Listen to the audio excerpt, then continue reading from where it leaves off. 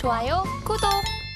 조금 전에 발표됐던 이 고용 지표를 먼저 살펴보면 좋을 것 같습니다. 비농업 부문 고용이 30만 3천 명 또 증가를 했고 실업률은 3.8%로 또 예측치와 이전치를 하회했습니다. 네. 또 시간당 평균 임금도 높은 상승률을 또 보여줬는데 오히려 지금 증시는 빨간불을 켜고 있어요. 네. 어떻게 좀 해석해 보면 좋을까요? 일단 간단하게 말씀드리면 최근에 그 연준 위원들이 돌아가면서 웅변대에 있었거든요. 웅변대 우리 새벽에.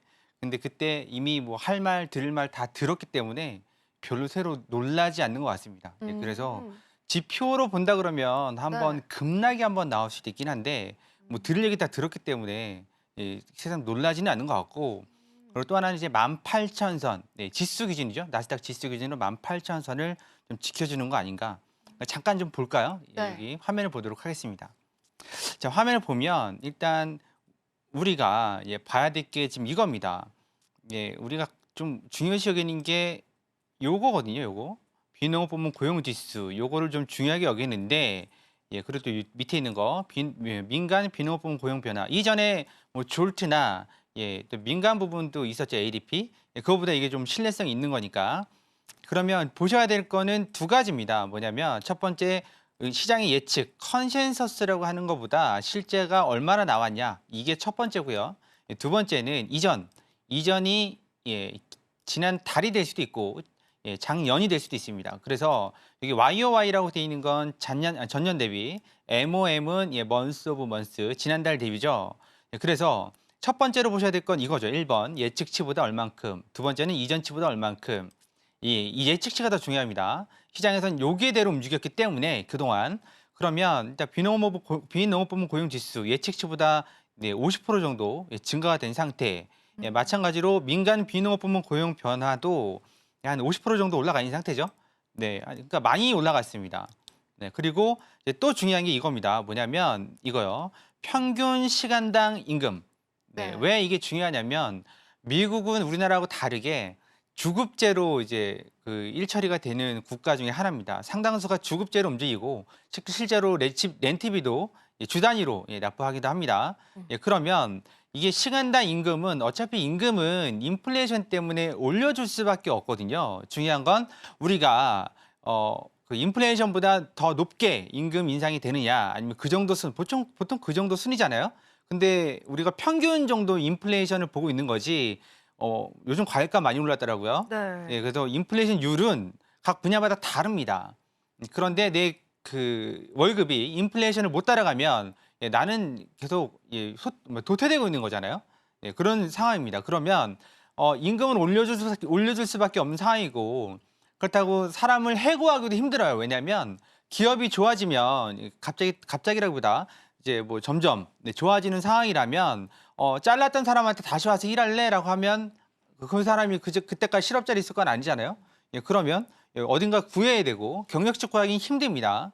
그러다 보니까 잡아두려다 보면 시간당 임금을 조금이라도 올릴 수밖에 없는데, 중요한 건 근로 시간을 줄일 수밖에 없는 거죠. 한마디로 시간을 줄입니다. 그래서 시간당 임금은 월급이죠. 월급이 얼마나 올랐느냐, 인플레이션만큼 올랐느냐, 아니 그것도 못 따라가느냐, 그것도 중요한 거고, 임금은 계속 올라갑니다. 네. 그런데 오늘 보면 그냥 예측치대로 나온 거죠. 쏘쏘합니다. 쏘쏘해서 별 타격이 없는 거고, 단지 하나 고용 부분에 있어서 그동안 연준 이사들이 계속 말해왔던 게 이거잖아요. 고용 부분, 그다음 주거비. 주거비는 우리가 사는데 여러분들 뭐 경험 있을지 모르지만 내가 살고 있는 집 자체가 흔들려 버리면 그러니까 내가 살아가는데 걱정이 이만저만한 게 아니거든요. 쉽게 얘기해서 전셋값 뭐 당장 다음 달에 뭐 5천만 원 올려달래. 근데 5천만 원 어디서 구합니까? 똑같은 거거든요.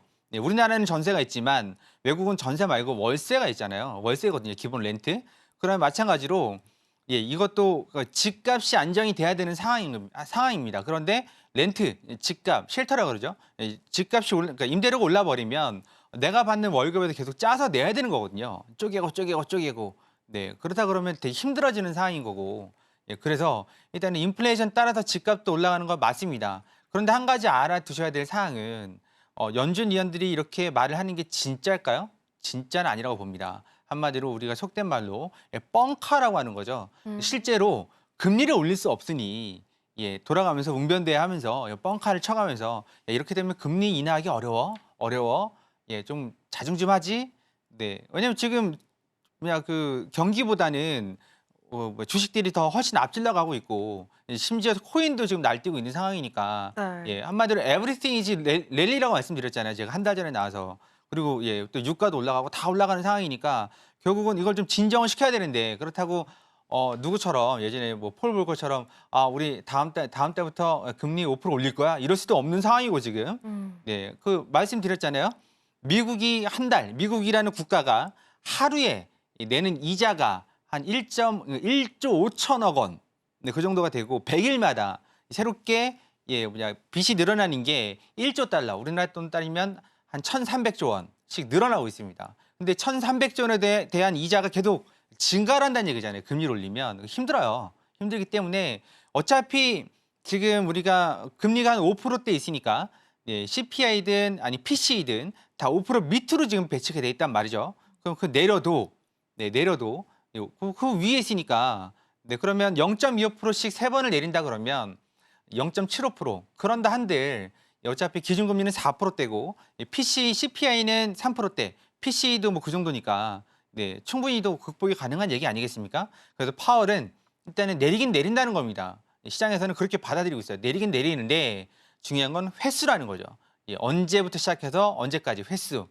그래서 이런 오늘 이렇게 오늘 지표만 본다 그러면 나스닥은 밑으로 고꾸라져야 되는데 이미 뭐 지금 일주일 됐거든요. 이 얘기 나온 지 일주일 내내 얘기 듣고 있으니까 돌아가면서 그러니까 뭐 떨어질 사람 떨어졌고 할 사람 했고 할 만큼 했으니까 결국 오늘 시장은 그냥 또 그 얘기구나.